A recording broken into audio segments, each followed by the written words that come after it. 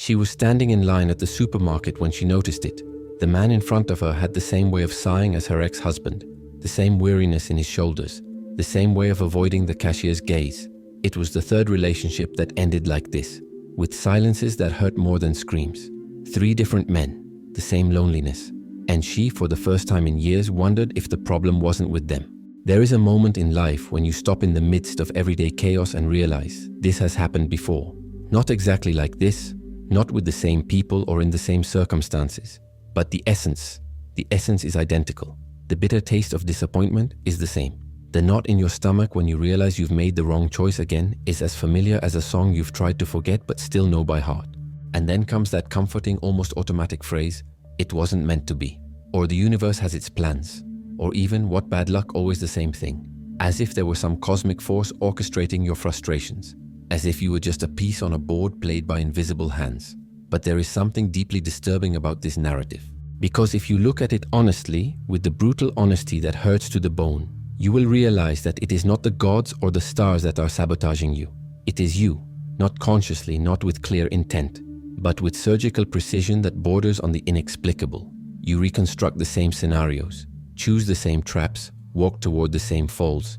You call it coincidence, destiny, chronic bad luck, but it's none of that.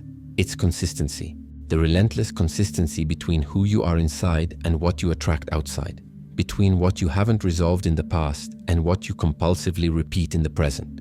Nietzsche already said that we would live the same life over and over again, and you, without knowing it, are doing exactly that, living the same life in different guises. What seems like chance is actually a pattern, and recognizing this is not comfortable. Because when you admit that it's not the universe conspiring against you, you have to face something much scarier. You conspire against yourself, and you conspire so well that you don't even notice. Think about the last 3 or 4 times your life fell apart. It could be a relationship that sank, a job that didn't work out, a friendship that ended in resentment. Now look not at what happened, but how it happened. Observe the process, the way things started to crack. The exact moment you realized you were going to the same place as always. There's a structure to it, an invisible architecture. You've known this person for 3 months, and you already know they're going to let you down. But you keep going. You take that job knowing in a dark corner of your mind that it will end up just like the others, but you take it anyway. And when everything falls apart exactly as you knew it would, deep down you raise your hands to the sky and declare, "I knew it." But if you knew, why did you get involved? That's the question that hurts. Because admitting that you knew is admitting that, in some twisted way, you chose to get involved knowing it would go wrong. And no one wants to be that person. No one wants to be someone who deliberately walks toward their own suffering. So you come up with a better explanation. You say you were naive, that you trusted too much, that you gave the universe a chance. You romanticize your own defeat and turn it into a virtue. That's how I am, I believe in people. As if believing in someone who has already shown you who they are is courage, not escape, because the truth is that it's easier to blame chance. It's easier to say that you're unlucky in relationships than to admit that you choose emotionally unavailable people because that's what you know. It's more comfortable to believe that it wasn't meant to be than to face the fact that you sabotaged it again, unconsciously, because something inside you still believes that you don't deserve for it to work out. Freud called this the compulsion to repeat. Schopenhauer would say that it is blind will that moves us, a force we do not understand, but which guides us with frightening precision. The idea is simple and devastating. You repeat the trauma not because you want to suffer, but because some archaic part of your brain believes that if you repeat it enough, you will get a different ending this time.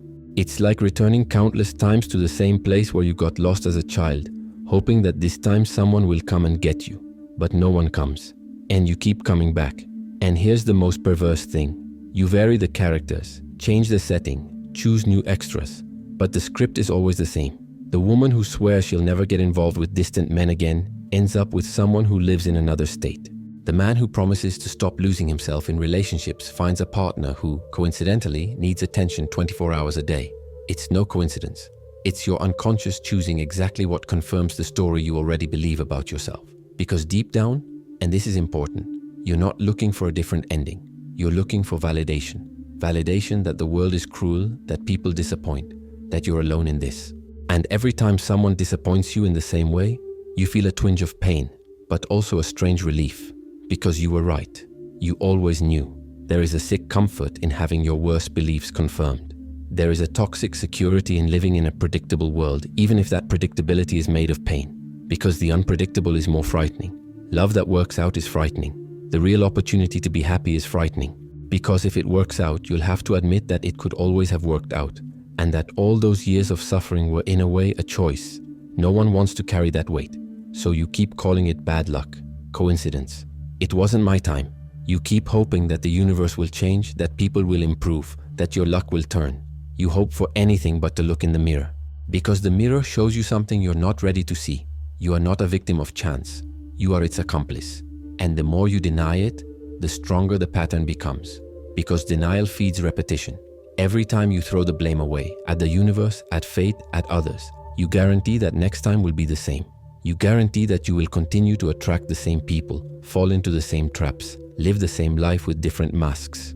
It's as if you were playing a rigged card game, but insisting that the problem is the cards, not the dealer. And you are the dealer. You always have been. You shuffle the deck with the same hands, the same fears, the same wounds, and then you're surprised when the cards that come up are always the same. Some people spend their entire lives waiting for someone else to change the game, waiting for someone so special to come along who will finally break the pattern, or for a job, a city, therapy, or a self-help book to make the magic happen. But it doesn't, because the pattern isn't in the cards, it's in the person who chooses them, and you choose with the part of you that never grew up, the part that is still in that room, at that age, at that moment when something broke inside you and you decided, without words, without awareness, that the world was one way and you were another. And since then, you've been proving to yourself that you were right in that conclusion. Until one day, if you're lucky, you stop. You look back and see the whole trail, and you realize that they weren't random dots. It was a straight line. A line that you yourself drew without knowing it, with every unconscious choice, with every fear you didn't face, with every truth you chose not to see. And then comes the worst part, realizing that you could have stopped earlier, that the signs were always there, that you always knew but pretended not to because knowing would force you to change. And change hurts more than continuing. At least continuing is familiar. But why do we do this? Why does someone who consciously wants to be happy unconsciously choose the opposite?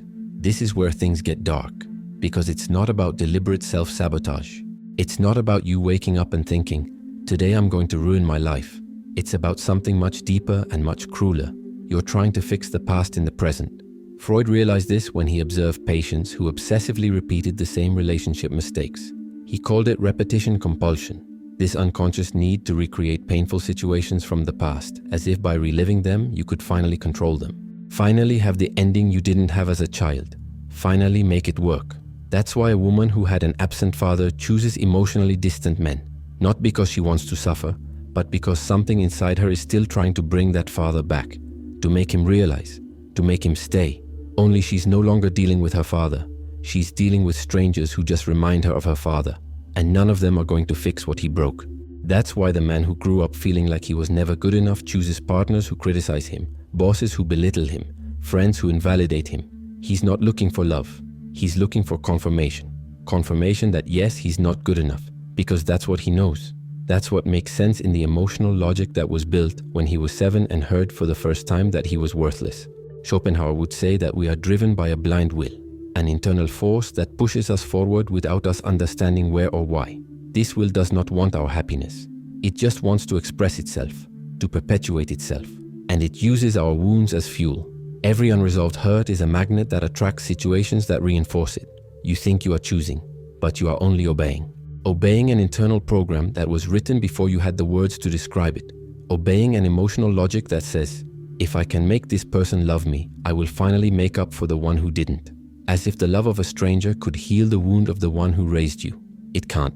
It never could. And the most tragic thing is that you vary your strategy, but you maintain your obsession. You change cities, jobs, social circles. You swear that now it will be different. And for a few weeks, a few months, it really does seem different. But then it starts. That strange feeling that you've been here before. That emotional déjà vu that you try to ignore. And before you know it, you're back in the same place. Not physically, emotionally. That knot in your chest when you realize you've chosen someone who can't give you what you need. That weight in your stomach when you understand that you're back in a job where you're not valued. That familiar loneliness when you look around and realize you're surrounded by people, but completely alone. And you ask yourself, how did this happen again? It happened because you brought yourself along. You changed everything around you, but you didn't change what was inside. And what's inside is what you choose. It always has been. There's a concept in psychology called confirmation bias. It's the tendency we have to see only what confirms what we already believe. If you believe that people are selfish, you'll notice every selfish gesture and ignore the generous ones. If you believe you're not lovable, you'll interpret every silence as rejection and every compliment as a polite lie. Now imagine this applied to your entire life. You grow up believing, not with your head but with your gut, that you don't deserve true love, or that you will be abandoned, or that you need to nullify yourself to be accepted. This belief isn't written on your forehead. It's engraved in your nervous system, and it filters everything. Do you meet someone nice? The belief asks, but for how long? Does someone show genuine interest? The belief whispers, wait until they really get to know you. Does someone offer you an opportunity? The belief warns, you're going to disappoint them. And slowly, so subtly that you don't even notice, you start to act according to that belief. You distance yourself from those who are nice because you don't want to get your hopes up. You sabotage genuine interest because you know how these things end. You refuse the opportunity because you're not ready. And then, when everything falls apart, because it inevitably does when you have both hands on the dynamite, you look up at the sky and say, I knew it. I always knew. And you feel that strange mixture of pain and confirmation. Pain because it hurts. Confirmation because you were right about yourself. And the cycle continues. Not because you want it to, but because you don't know how to live outside of it. You're not repeating it out of stupidity. You're not repeating it out of masochism. You're repeating it because in the tortuous depths of your emotional logic, repeating is the only way to try to fix it. It's the only way to prove that one day someone will choose you in a way you haven't been chosen before. Or to finally confirm once and for all that you were never worthy of being chosen. Both endings are familiarly painful, and familiar pain always wins over unknown happiness.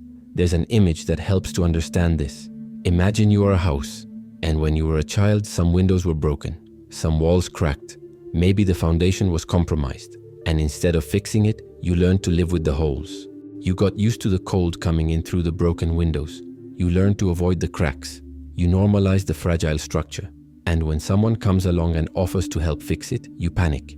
Because fixing it means admitting that it was broken. It means messing with the walls, making noise, facing the dust of years of accumulation. It's easier to leave it as it is. At least you already know every hole, every crack. You know where to step, where not to step. So you keep choosing people who also live in broken houses. People who won't question your holes because they have their own. People who won't want to fix things because they're also afraid to mess with their own structures. And you both stay there, in houses that are slowly collapsing, calling it understanding each other.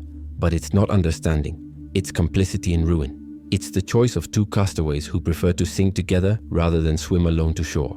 Because the shore means a new beginning, and starting over means admitting that you spent years swimming in circles, pretending you were going somewhere.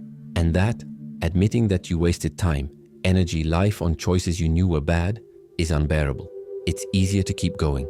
Keep making the wrong choices, keep suffering, keep calling it fate. Because if it's fate, you're innocent. If it's the universe, you're a victim. If it's coincidence, you have nothing to change. But if it's consistency, you're responsible. And responsibility scares you more than any failure. What makes it all even more cruel is that you don't see what you're doing. You look at the world through a cracked glass and swear that the problem is outside, that people are all the same, that no one is any good, that love doesn't exist, that opportunities never come your way. But the glass has been cracked for so long that you don't even remember that it was once whole. Carl Jung called this the shadow. Everything you can't see in yourself, but see clearly in others. What you deny, hide, bury. And the more you bury it, the more it controls your choices. Because the shadow doesn't disappear when you ignore it. It just becomes invisible to you. But it's still there, deciding, choosing, sabotaging. That's why you attract exactly what you say you don't want. The woman who swears she'll never get involved with narcissistic men again ends up 6 months later in love with someone who only talks about himself. And she didn't even notice when it happened. Because his narcissism came disguised as confidence, as determination, as someone who knows what he wants. And she took the bait. Again. The man who promises he will no longer lose himself in relationships chooses a woman who needs emotional support. And he likes that. He likes being needed. He likes feeling like he's helping. Until one day he wakes up and realizes he no longer exists. That he has become an extension of her. That he is once again doing what he has always done. Disappearing to fit in. But when you point this out to him, He denies it. This time it's different.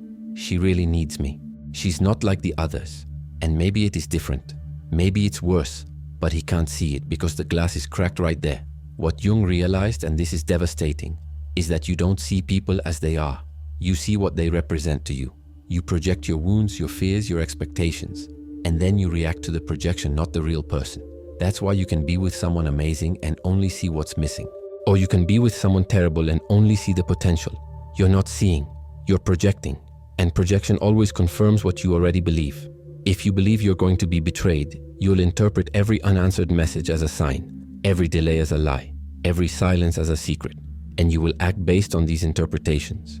You will demand, you will suspect, you will pull away, until the person, tired of being treated as guilty of crimes they did not commit, actually leaves. And you will look at that and say, see, I knew it, they always leave.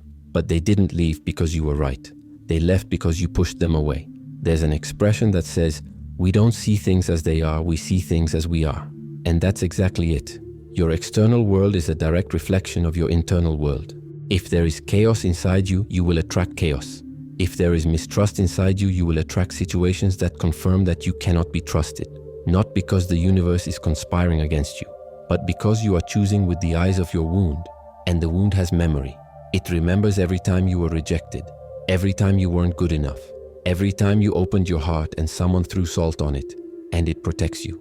It keeps you away from anything that could hurt you again, even if that means keeping you away from anything that could heal you. So you surround yourself with safe people, people who won't challenge you, people who won't make you feel too much, people who keep you exactly where you are. And you call that peace. But it's not peace, it's stagnation. It's choosing not to feel anything so you don't risk feeling something bad. And deep down you know it. You feel the emptiness. You feel the loss. But admitting the loss is admitting that you're hiding. And you don't want to be someone who hides. So you make up a better story. You say you're protecting yourself, that you're being smart, that you've learned from your mistakes, that you're more selective now. But what does selective mean? It means you only choose people who don't scare you, who don't rock your boat, who fit perfectly into the tight space you've built for yourself. And when someone bigger comes along, someone who could really change something, you find a flaw. You always find one, because you need to find one. Because if you don't, you'll have to grow up. And growing up hurts. The uncomfortable truth is that you don't want someone who completes you. You want someone who confirms you. Someone who validates the story you tell about yourself. If the story is I'm strong and I don't need anyone, you'll choose someone weak who needs you. If the story is I don't deserve true love, you will choose someone incapable of giving it. And every time that person acts exactly as you expected, you feel that familiar pain. That I knew it, that hurts and relieves at the same time. Because at least you were right. At least you know that pain. At least you know where you stand. And so you live. In relationships that confirm. In jobs that confirm. In friendships that confirm. You build a whole world around your wounds and then complain that the world hurts. But the world is only giving you back what you put into it. Jung said that until you make the unconscious conscious, it will direct your life and you will call it fate. And that's what's happening. Your shadow, everything you deny, everything you hide, everything you don't want to see in yourself is in charge. And it's choosing for you. It's attracting for you. It's sabotaging for you. And you don't even realize it. Because you're so busy looking outward, blaming the world, blaming people, blaming luck, that you don't see the invisible hand that is orchestrating everything. Your own hand, your own shadow. But here's the scariest part. Even when you start to see it, even when you start to realize that the pattern is in you, your first reaction is to deny it. It's to find a better excuse.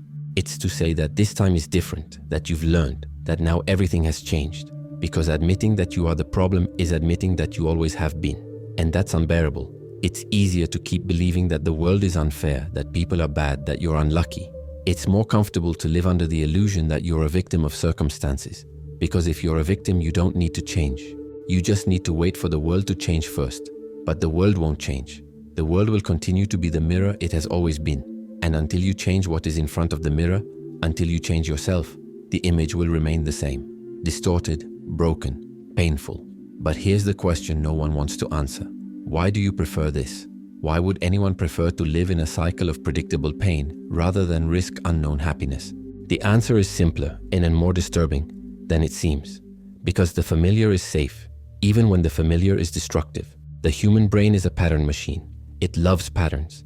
It thrives on patterns. And once a pattern is established, the brain will do everything it can to maintain it. Because pattern is predictability, and predictability is survival. It doesn't matter if the pattern makes you unhappy. What matters is that it is familiar. There is research in neuroscience that shows that the brain expends less energy repeating familiar behaviors than creating new ones. It is literally easier biologically to keep doing the same thing, even if it hurts, than to change. Change requires effort. It requires attention. It requires risk. And the brain hates risk, so it keeps you on the same track. It convinces you that this is who you are, that it's always been this way, that there's no point in trying to change. And you believe it, because believing is more comfortable than fighting against your own programming. Kierkegaard said that anguish is the price of freedom, because being free means having to choose, and choosing means being responsible, and responsibility is terrifying. It's easier to say this is who I am than to admit I choose to be this way, because if you choose, you can choose differently. And if you can choose differently, why didn't you choose before? Why did you waste so much time, so much love, so much life? No one wants to carry that guilt. So you convince yourself that you have no choice, that you are a victim of your own history, that your parents made you this way, that your traumas limit you, that the world shaped you. And all of that is true, to a certain extent. Your parents really did fail you. Your traumas really do hurt. The world really was cruel. But at some point, and that point is now, the story is no longer about what they did to you, but about what you continue to do to yourself. At some point, you stop being a victim of circumstances and start being an accomplice to them. And that moment when you realize this is terrifying, because it means you always had more power than you dared to acknowledge. It means you could have left earlier, that you could have chosen differently, that you could have saved yourself, but you didn't leave, you didn't choose, you didn't save yourself, because some part of you, the part that controls you without you realizing it, preferred to stay. It preferred the known pain to the unknown possibility. It preferred the familiar prison to the frightening freedom. Because inside the prison, you know the rules, you know the guards, you've learned to survive. And surviving, even miserably, is safer than living, really living. Living with risk, living without guarantees. And that's why you sabotage yourself. Not because you're stupid, not because you want to suffer, but because deep down you're more afraid of happiness than pain. Because happiness is unpredictable. Happiness requires you to trust, to open up, to risk losing. And you've lost before, you've trusted before, you've opened up before, and it hurt in a way you swore you'd never feel again. So you close yourself off, you protect yourself. You choose people and situations that guarantee you'll never get hurt like that again. And it works. You don't really get hurt in that specific way, but you get hurt in other ways. In smaller, more constant, quieter ways. You trade one stab wound for 1,000 small cuts, and you call it evolution. And maybe it is. Maybe surviving is already a victory. But at some point you look around and realize that surviving isn't enough. That you want more than just not to die. You want to live. Really live. There's a word that describes this perfectly. Self-abandonment. You've abandoned yourself. You've abandoned your true desires, your real dreams, your authentic essence. You've traded all that for the security of not being rejected, for the guarantee of not being hurt, for the comfort of not having to take risks. And now you live a life that is not yours. You are in relationships that do not fulfill you, in jobs that do not inspire you, in routines that suffocate you. But you continue, because leaving means facing the unknown, and the unknown terrifies you more than known unhappiness.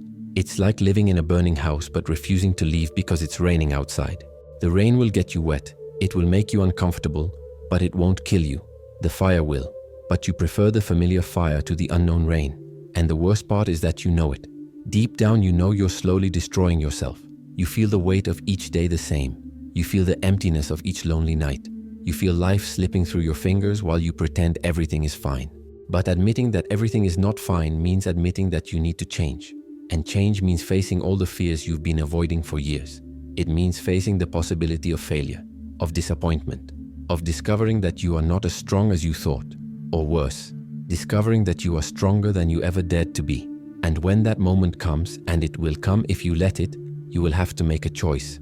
You will have to decide whether to remain in your familiar prison or risk the unknown freedom, whether to continue repeating or break the pattern, whether to remain consistent with who you were or dare to be inconsistent with who you can become. And that choice, that frightening and liberating decision, is where life really begins. Not when you understand the pattern, but when you decide to break it. If you've come this far and felt something stir inside you, a restlessness, a discomfort, a flash of recognition, then you've already taken the first step. Because realization is where it all begins. Realizing that you are not a victim of fate, but the architect of your own repetition. And if you want to continue exploring this, if you want to dive deeper into this journey of self-knowledge and breaking patterns, I post new videos every week here on the channel. Sometimes what you need is not ready-made answers, but someone asking the right questions. And maybe together we can find yours. But now comes the part that no one wants to hear, the part that hurts more than all the others. Because up to this point, you may have recognized yourself, you may have felt the sting of truth, but you could still hide behind the idea that it was unintentional, that you didn't know, that you were unaware, that no one taught you to do it differently. And all of that is true. No one taught you. You really didn't know. You were unaware, but now you know. And knowing changes everything. Because once you see the pattern, you can no longer pretend it doesn't exist. You can no longer blame the universe, fate, or others. Sartre said something brutal and liberating at the same time. We are condemned to be free. Condemned. As if freedom were a sentence. And in a way, it is. Because being free means you have no excuses. It means that you may not have chosen what happened to you in the past, but you choose, right now at this very moment, what you will do with it. You didn't choose to have absent parents. You didn't choose the traumas. You didn't choose the wounds. But you choose every day whether you will let those wounds control your choices or whether you will begin to heal them. And that choice, that brutal responsibility, is yours. Only yours. And that is terrifying. Because as long as you could blame others, you were safe. You were the victim, and victims have no responsibility. Victims don't need to change. Victims just suffer and wait for someone to come and save them. But when you realize that you are both the victim and the perpetrator, that you were hurt, yes, but now you are hurting yourself, there is nowhere left to run. There is no one left to blame. You are naked before yourself. And you have to decide, are you going to continue being a victim of your own story, or are you going to become its author? Because that's the difference. A victim is someone who suffers what the world does to them. An author is someone who decides what to do with what the world has done. And you, with all your wounds, all your fears, all your baggage, you can still be an author. You can still choose. But choosing means giving up the comfort of being a victim. It means stopping waiting for someone to come and save you. It means looking at your life and saying, this is mine. The chaos is mine. The pain is mine. And the change will also have to be mine. And when you do that, when you truly take responsibility, something changes. Not magically, not instantly, but something changes. Because you stop waiting for the world to change for you and start changing your relationship with the world. You stop waiting for people to validate you and start validating yourself. You stop waiting for someone to choose you and start choosing yourself. You stop waiting for life to make sense and start creating your own meaning. And that silent but radical change is what separates those who remain trapped in the cycle from those who finally manage to break free. It's not an external change. It's not an event. It's not a person who comes along and saves you. It's an internal decision, a choice you make every day, every moment, to no longer be an accomplice to your own destruction. But, and this is crucial, taking responsibility is not the same as taking blame. You are not to blame for being hurt. You are not to blame for growing up in an environment that broke you. You are not to blame for the failures of others. Blame is about the past, and the past is not yours. It was done to you, not by you. Responsibility is about now. It's about what you're going to do with what was done to you. It's about recognizing that although you didn't cause your wounds, you are the only one who can heal them. No one else can do that for you. No perfect partner, no brilliant therapist, no magic book. They can help. They can light the way. They can give you tools. But you are the one who has to walk the path. You are the one who has to use the tools. You are the one who has to choose to heal day after day, even when it's hard, even when it's painful. And most people don't make that choice, not because they are lazy or weak, but because taking responsibility means letting go of all the comforting stories you've told yourself. It means letting go of the narrative that you are especially unlucky, that the world conspired against you, that if circumstances were different, everything would be different.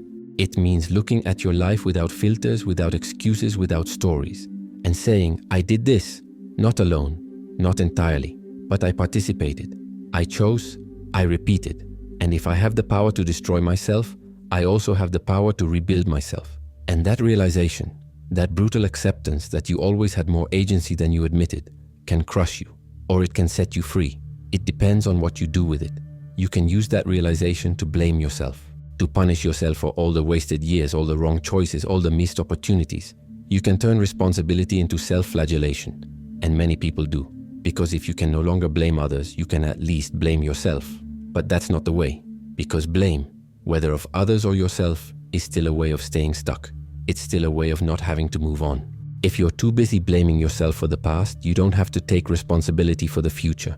True responsibility doesn't look back with anger. It looks forward with determination. It doesn't ask, why did I do that? It asks, what am I going to do now? It doesn't get lost in the maze of regret. It simply decides to start over, here, now, with what you have, with who you are. And yes, it will hurt, it will be uncomfortable. There will be moments when you will want to go back to the familiar, to the usual pattern. Because real change is not a moment. It is a series of small, difficult daily choices. It is choosing not to send that message to your ex. It is choosing not to accept crumbs of affection. It is choosing not to nullify yourself in order to be accepted. It is choosing thousands of times to do differently than you have always done. And every time you choose differently, you break a little piece of the pattern. Every time you act against the old programming, you create a crack in the prison. And eventually, not all at once, but slowly, the prison crumbles, and you find yourself on the outside, free, scared, but free. And then you arrive here, at this exact point, with everything exposed, with all the layers stripped away. No more excuses, no more comforting stories, no one else to blame. Just you, facing yourself. And the question remains, what now? Because it's one thing to understand the pattern. It's something else entirely to break it. Understanding is intellectual. Breaking is visceral. You can understand while sitting, reading, watching videos. Breaking it can only be done by acting, by choosing differently, by risking the discomfort of not knowing how it will end. Nietzsche proposed a terrifying thought experiment. He asked, what if you had to live your life exactly as it is now, infinitely, eternally? Every choice, every pain, every mistake, every moment, everything repeating forever. Could you bear it? Would you say yes to that life? This is the question of eternal return. And it is cruel because it exposes the truth. If you cannot say yes to the life you are living now, you need to change something. Because you are already living eternal return. You are already repeating the same life in different guises.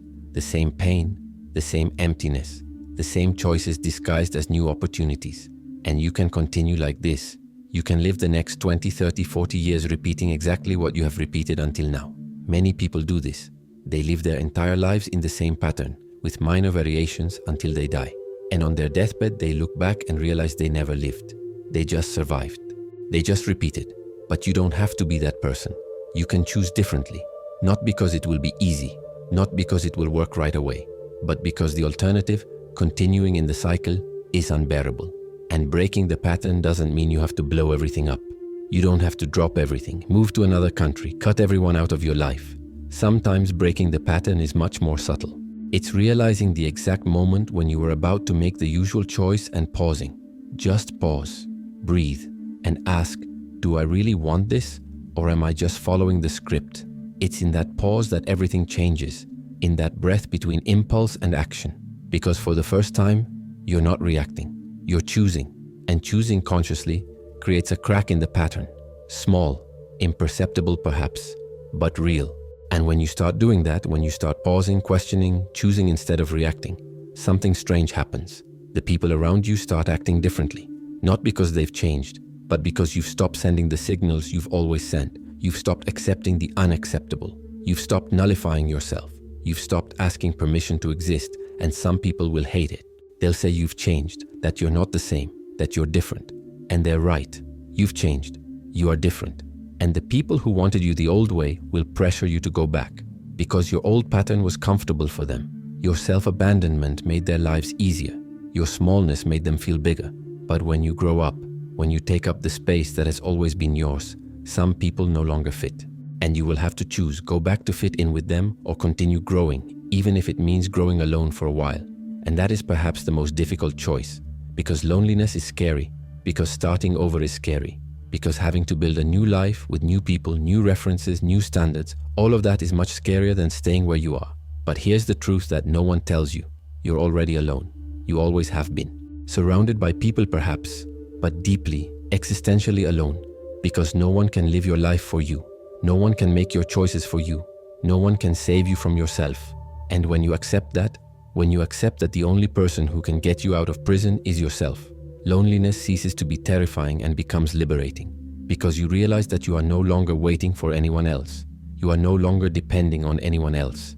You are enough. You always have been. And from then on, everything you build is real. Every relationship you form is by choice, not by necessity. Every job you accept is by purpose, not by fear. Every life you live is your own, not a script that was handed to you and you never questioned. But to get there, you have to cross the desert. You have to go through the uncomfortable transition between who you were and who you are becoming. You have to endure the temporary emptiness of no longer having the old standards, but not yet having established the new ones. And in that space, that scary void between the old and the new, is where the real transformation happens. It's where you finally find yourself. Not the version of you that people expected, not the version you built to survive, but you, real, raw, imperfect, but free. There's an image that captures this perfectly. Think of a snake shedding its skin. Before the new skin is completely formed, it needs to break through the old one. And in that period, between the old skin that no longer fits and the new one that is still fragile, the snake is vulnerable, exposed, weak. Most people enter this transition phase and rush back to the old skin. Because old skin, even if it's tight, even if it's suffocating, is familiar. It's safe, it is predictable. But the snake cannot go back. The old skin has already cracked. It no longer fits. And if it tries to force it, it will only hurt itself more. You too. When you start to really change, when you start to break the patterns, you enter into this vulnerability. You are no longer who you were, but you are not yet fully who you will be. And in the meantime, you feel exposed, fragile, questioning whether it was worth it. And a lot of people give up here. A lot of people go back to their old skin and spend the rest of their lives suffocating in it, saying, "At least I tried." But trying halfway and giving up at the first hurdle is not trying. It's just flirting with change without committing to it. Breaking the pattern for real requires you to go through the discomfort completely, that you endure the vulnerability, that you bear not knowing who you are for a while until you find out. And that's not romantic. It's not pretty. It's not inspiring. It's just necessary. Because on the other side, when the new skin finally forms, you realize it was worth every second of discomfort. You realize that feeling of being lost was actually you finding yourself. That loneliness was you learning to be with yourself without having to betray yourself for companionship. And then you look back and see the old skin on the floor, dry, empty, and you're grateful that it protected you when you needed it. But you don't feel like going back, because now you have room to breathe. Now you fit inside yourself. And when you get to the other side, and you will get there if you keep going, you'll realize something surprising. What you called coincidence was actually consistency. But not the consistency that held you back, the consistency that sets you free. Because consistency is not destiny. Consistency is honesty. It is the alignment between who you are inside and what you attract outside. And when you were broken inside, you attracted broken outside. It was consistent, painfully consistent. But now that you've started to heal, to choose yourself, to respect yourself, consistency still works. Only now it works in your favor. You start to attract people who respect you because you respect yourself. You start to find opportunities that value you because you value yourself. You start to live a life that makes sense because you've stopped living someone else's life. And it's not magic. It's not the law of attraction. It's not positive thinking. It's pure consistency. It's the inevitable reflection of who you've become. Because the world has always been a mirror. You were just standing in front of it wearing the wrong mask. And look, that doesn't mean everything will be perfect. You'll still make mistakes. You'll still make the wrong choices sometimes. You'll still fall back into old patterns in moments of weakness. Because you're human. And humans don't change all at once. They change slowly, with relapses, with advances and setbacks. But the difference is that now you know. You recognize when you're falling into the pattern. You realize when you're choosing out of fear instead of truth. And most of the time you can stop. You can breathe. You can choose differently. And when you can't, when you stumble and fall back into the same hole, you don't destroy yourself over it. You don't turn a mistake into confirmation that you are a failure. You just get up, dust yourself off and try again. Because you understand that transformation is not perfection. It is progress. And progress, however small, is still movement. It's still life happening. It's still you choosing to be different from what you've always been. In the end, what you call destiny was just you being consistent with your wounds. And what you can call freedom is you being consistent with your healing. It's simple, painful but simple. You don't have to become someone else. You don't have to pretend the wounds don't exist. You just need to stop letting them choose for you. You need to look at them, acknowledge them, thank them for what they taught you about survival, and then gently take them off the wheel. Because they served their purpose. They protected you when you were too small to protect yourself. But now you're not small anymore. You no longer need protection from a danger that no longer exists. You need courage to live. For real. No shields, no masks, no patterns that promise you safety but deliver imprisonment. And when you do that, when you finally take the wheel of your own life, something changes in the air. Coincidences start to make sense in a different way. You meet the right person at the right time. Opportunity appears just when you were ready. Doors open, and you can call it luck. You can call it the universe conspiring in your favor. You can call it whatever you want. But the truth is, you change the frequency. You change what you were emanating. And the world, that giant, relentless mirror, changed what it reflected back. It's not that the world got better. It's that you improved your relationship with it. It's not that people got better. It's that you stopped choosing the worst ones. It's not that life got easier. It's that you got stronger, more honest, more you. And that new coherence, that new truth, is the only real freedom that exists. The freedom to be who you are, without apologizing, without diminishing yourself, without pretending. The freedom to make mistakes and keep trying. The freedom to not be perfect and still love yourself. So the next time something coincidental happens in your life, good or bad, don't look for magic. Don't look for cosmic conspiracies. Look for consistency. Ask yourself, does this reflect who I am now?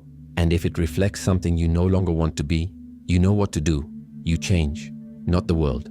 You. And when you change, when you really change, everything changes. Not because the universe heard your prayers, but because you finally heard yours. Because you see, you spent your whole life waiting for something external to change your reality, waiting for the right person to show up, for the ideal job to come along, for opportunity to knock on your door. And while you waited, you remained the same person, making the same choices, living the same pattern. But the right person won't show up while you're still attracting the wrong one. The ideal job won't come along while you accept what diminishes you. Opportunity won't knock on your door while you're locked in a prison you built yourself. It all starts with you. It always has. You just didn't want to accept it because accepting it means taking responsibility. And responsibility is scary, but it's also liberating. Because if you are the problem, you are also the solution. And now you know. You've seen the pattern. You've understood the compulsion. You've recognized the shadow. You've felt the weight of responsibility. And you've come this far to this final point because something in you truly wants to change. So change. Not tomorrow. Not when conditions are perfect. Not when you feel ready. Now. Today. Right this moment. Choose one thing. Just one thing. That you've always done and decide to do it differently. It doesn't have to be big. It doesn't have to be dramatic. It just has to be different. And see what happens. See how a different choice creates a crack in the pattern. And how that crack, however small, lets the light in. And how the light, little by little, will illuminate everything that was hidden in the darkness. And you will realize that you always had the power to change. You always had the key to the prison. You were just so afraid of what was outside that you preferred to stay inside, calling the bars protection. But they are not protection. They are bars. And you can leave. Whenever you want. However you want. Just choose. So tell me, what pattern are you repeating right now? What coincidence in your life is actually consistent with something you no longer want to be? Leave it in the comments. Not for the video, but for you. Because writing is seeing. And seeing is the first step to change. If you've made it this far, you've already taken a step beyond most people. You watch the videos, you reflect on each idea. Remember, success is a decision. The choice is yours. Count on me and follow the white rabbit.